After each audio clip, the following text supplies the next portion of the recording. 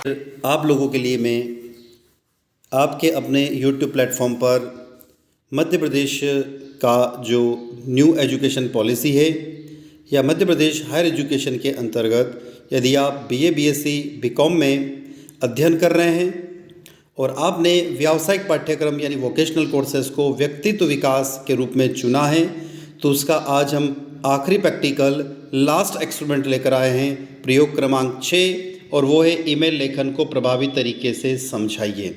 Object है explain email writing is effectively.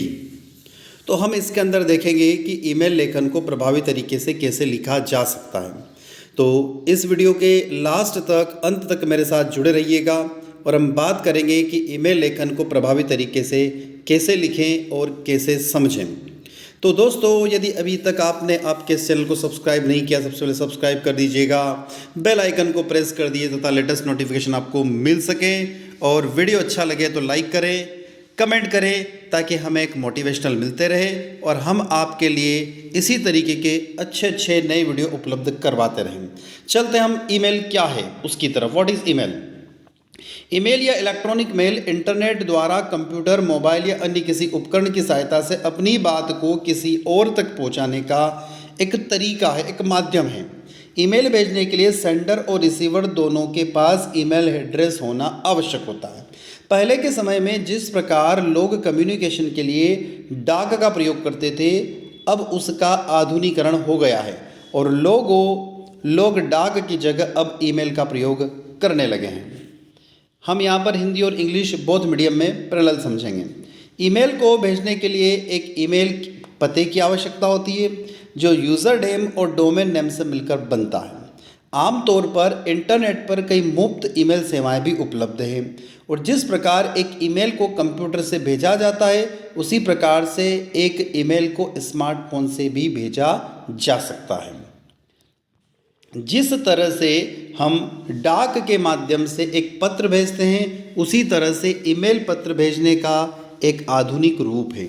यह लगभग हर जगह उपयोग किया जाता है, चाहे वह घर हो, कार्यालय हो, स्कूल, कॉलेज, कोर्ट, उद्योग, बैंक या कोई भी सरकारी या प्राइवेट संस्था हो।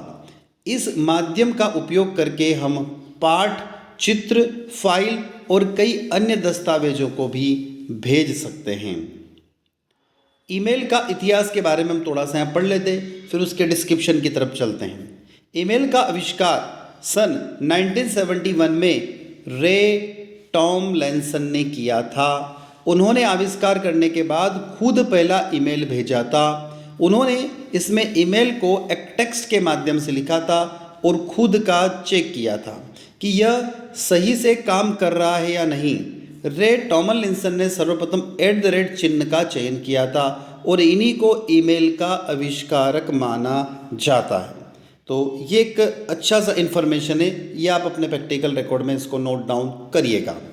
1971 में ईमेल को किसी ने इस्तेमाल नहीं किया था। यदि आप इसका सही तरह से उपयोग करना यदि चाहते तो अधिकतर किसी व्यक्ति को नहीं आता था, मतलब 1971 तक इसका उपयोग करना नहीं आता था।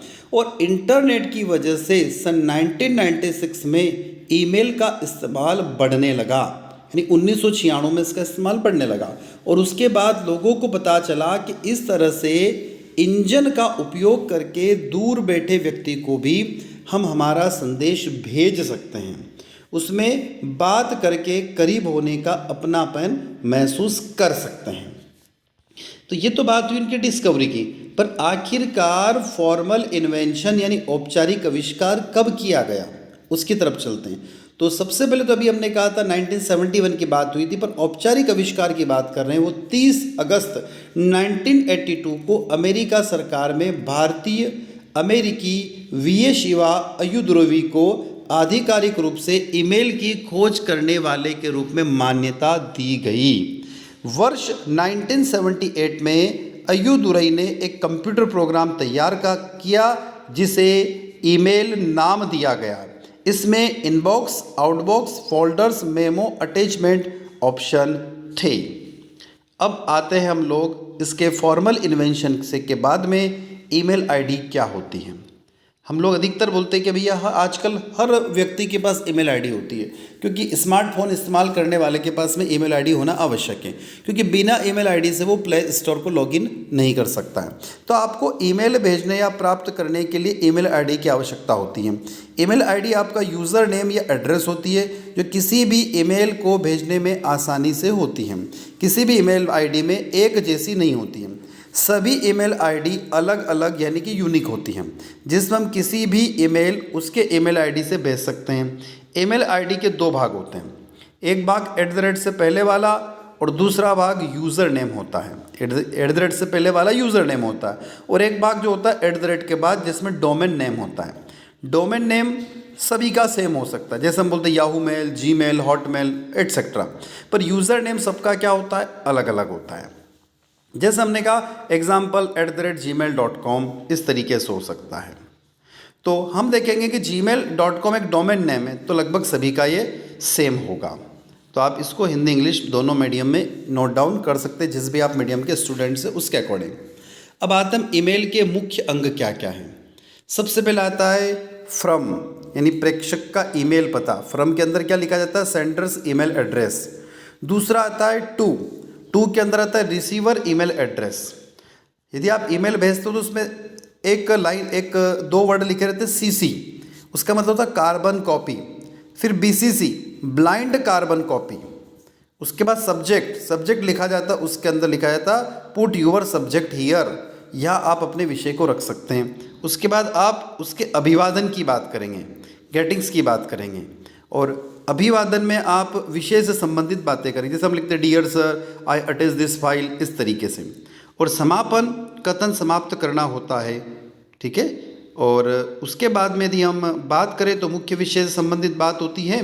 अभिवादन में हम लोग लिखते हैं कि जैसे डियर सर मुख्य विषय हो गया, उसके बाद समापन कथन में आप द एंड लिख सकते हो, और अटैचमेंट आता है नीचे, जिसमें PDF इमेज या कोई फाइल अटैच कर सकते हो। उसके बाद हस्ताक्षर रहता है, जिसमें प्रेषक का नाम और उसमें कुछ संकेत या सिंबल का इस्तेमाल आप कर सकते हैं।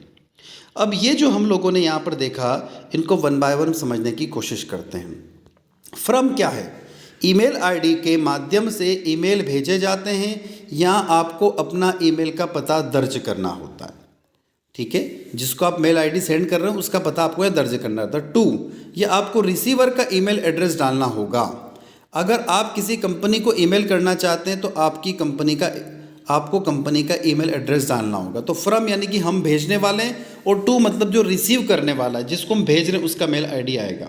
CC, जब आप एक ही मेल को 2 या 2 से अधिक ईमेल पते पर भेजना चाहते हैं तो फिर CC का उपयोग करेंगे। CC मतलब अभी हमने कहा था कार्बन कॉपी। BCC का मतलब है ब्लाइंड कार्बन कॉपी। CC की तरह ही इसका उपयोग भी एक से ज़्यादा लोगों को भेजने के लिए किया जाता है, लेकिन BCC में लिखा हुआ ईमेल एड्रेस 2 यानी पहले वाले को भेजा गया मेल यानी कि 2 वाले को, और CC को भेजे गए मेल, ठीक है, प्राप्त करने वाले BCC का ईमेल एड्रेस दिखाई नहीं। मतलब BCC में यदि आप किसी का ईमेल एड्रेस डाल रहे हो ना, तो वो 2 और CC वाले को दिखाई नहीं देगा। बट यदि आपने CC में कोई मेल एड्रेस डाल रखा है, उदाहरण के लिए जैसे मैंने ईमेल एड्रेस भेजा किसी इंस्टीट्यूट को, ठीक है, मैंने किसी गवर्नमेंट कॉलेज को भेज दिया, उसके बाद मैंने प्राइवेट कॉलेज को भेज, पहले गवर्नमेंट कॉलेज को भेजा तो 2 में आ जाएगा, प्राइवेट कॉलेज को भेजा तो CC में आ गया। तो एक दूसरे को देख सकते हैं भैया ये 2 वाला है और ये CC वाला। पर जब BCC में किसी तीसरे व्यक्ति का नाम डाल दिया तो ना तो 2 देख सकता है ना CC देख सकता है। अब आते हैं सब्जेक्ट की तरफ। ईमेल क्यों लिख रहे हैं, उसका विषय क्या है, ताकि रिसीवर समझ सके और उस ईमेल को ओपन कर आसानी से देख सके, जल्दी से देख सके, वो आता है सब्जेक्ट में। फिर अभिवादन की बात करते हैं। एक अनौपचारिक पत्र में अभिवादन का अधिक उपयोग होता है। अगर आप अपनी बहन को ईमेल लिख रहे हैं तो आप क्या लिखोगे, डियर सिस्टर, तो अभिवादन हो जाएगा। उसके बाद मुख्य सामग्री जो कि बॉडी के अंदर आती है। मुख्य सामग्री में आपके एक विस्तृत विषय लिखना होगा, परिचय, बात और निष्कर्ष मुख्य सामग्री में शामिल हो जाएगी। फिर अटैचमेंट में आएगी कि आप कौन सी फाइल अटैच कर रहे हो, तो PDF, पिक्चर या कोई दस्तावेज, तो PDF अटैचमेंट में उसको आप अटैच कर सकते हो। उसके बाद लास्ट में रहता है हस्ताक्षर। अंत में हस्ताक्षर लाइन में लिखना आवश्यक है। उसमें लिख सकते हो कि जो भी आपके सिग्नेचर है वो यहाँ पर आप पुट आउट कर सकते हो।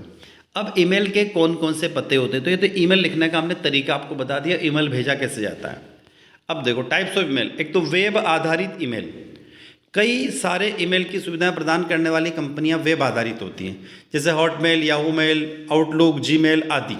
इनका उपयोग करके कोई भी वेब ब्राउज़र के माध्यम से इनके वेबसाइट में लॉगिन करके ईमेल देख सकता और भेज सकता है।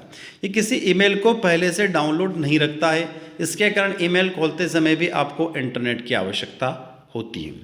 दूसरा होता है POP3 email server, post office protocol 3। POP3 का मतलब है पोस्ट ऑफिस प्रोटोकॉल 3 में उपभोक्ता किसी एप्लीकेशन के माध्यम से मेल सर्वर द्वारा संदेश देखते हैं। एक बार संदेश प्राप्त हो जाए तो वह सर्वर से आमतौर पर हट जाता है। यानी पोस्ट ऑफिस प्रोटोकॉल जो होता है उसमें खाली एक बार ही आप उसको पढ़ सकते हो और देख सकते हैं। इस तरह कोई भी ईमेल डाउनलोड हो जाता है तो उसी के साथ वो सर्वर से हटा दिया जाता है, हट जाता है। हालांकि कुछ उपभोक्ताओं के पास ऐसा विकल्प भी होता है कि जिससे कि संदेश डाउनलोड होने के बाद भी वो सर्वर पर मौजूद रहता है।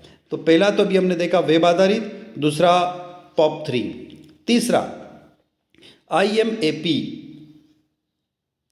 Internet messenger access protocol.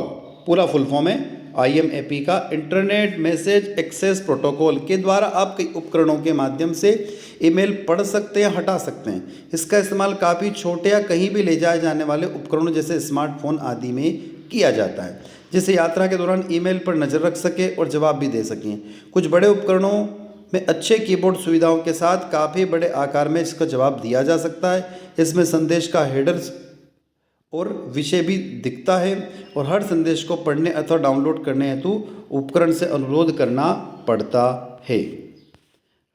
एक और है last MAPI email server, messaging application programming interface. Microsoft Windows के लिए बना एक API है जिसके प्रोग्राम से ईमेल से जुड़ी सुविधाएं जोड़ी जा सकती है। इसका उपयोग आमतौर पर माइक्रोसॉफ्ट एक्सचेंज सर्वर से जोड़ने हेतु किया जाता है। अब ईमेल के क्या फ़ायदा है? ईमेल दूसरों के साथ कम्युनिकेशन करने के लिए वेरी कॉस्ट इफ़ेक्टिव सर्विसेज है, क्योंकि व्यक्तियों और संगठनों में कई ईमेल सेवाएं मुफ्त में उपलब्ध होती है। एक बार जब कोई यूज़र ऑनलाइन हो जाता है तो इनकी सेवाओं में कोई खर्च नहीं आता है। ईमेल यूज़र किसी भी समय कहीं से भी ईमेल को एक्सेस करने का लाभ प्रदान कर सकता है यदि उसके पास में इंटरनेट कनेक्शन है तो। ईमेल को सही जानकारी के साथ साथ बहुत आसानी से बनाया जा सकता है। इसके अलावा कम समय में इसको भेजा जा सकता है। ईमेल की मदद से आप बड़ी संख्या में लोगों को आसानी से संदेश भेज सकते हैं। ईमेल एक सिंपल यूज़र इंटरफेस प्रदान करता है और यूज़र अपने संदेशों को कैटेगराइज करके फ़िल्टर करने में सक्षम होता है। ईमेल में जंक और स्पैम जैसी भी सुविधाएं होती है जिसमें अनवांटेड मेल की पहचान आसानी से हो जाती है। ईमेल्स पेपरलेस होता है जिसकी वजह से कागज़ का खर्च कम आता है और पर्यावरण भी सुरक्षित रहता है। इसके अलावा ईमेल विज्ञापन उत्पादकों के लिए फ़ायदेमंद है, चूँकि ईमेल संचार का एक माध्यम है। इसमें संगठन या कंपनियां बहुत से लोगों के साथ बातचीत कर सकते हैं और उन्हें कम समय में अपनी सूचनाओं को आदान प्रदान कर सकती हैं। तो स्टूडेंट्स, आप हमारे साथ में यानी डॉक्टर दीपेंद्र कुमार शर्मा के साथ अभी तक जुड़े हुए थे आपके अपने YouTube platform chemistry bye D Sharma पर। हमारा एक और यूट्यूब प्लेटफॉर्म है स्पीड हायर एजुकेशन के नाम से, आप वहाँ पर भी जाकर जुड़ सकते हैं। और आई होप ये जो पर्सनल डेवलपमेंट के आपके सिलेबस में टोटल 6 एक्सपेरिमेंट दिए थे, ये 6 एक्सपेरिमेंट आपको अपनी प्रैक्टिकल रिकॉर्ड में नोट डाउन करना है और आपको इससे हेल्प मिलेगी। इनको आप पढ़ सकते हैं। इसका एक आपका प्रायोगिक एग्ज़ाम होगा, प्रैक्टिकल एग्ज़ाम होगा जो लगभग 100 मार्क्स का होगा और आपको यहाँ से पढ़कर, लिखकर, याद कर कर एक सुविधा उपलब्ध होगी। तो हम लोगों ने, हमारी टीम ने इस आपके लिए एक सुविधा उपलब्ध करवाई है। उसके लिए हम, आप लोग जो वीडियो देख रहे हैं, हमारे वीडियो को लाइक कर रहे हैं, अपने दोस्तों तक शेयर कर रहे हैं, उसके लिए सभी विद्यार्थियों को धन्यवाद। साथ में उन शिक्षकों को भी हम धन्यवाद प्रदान करते हैं जिन्होंने हमारे इस जो YouTube प्लेटफॉर्म को आप लोगों तक पहुंचाया है। Thank you students.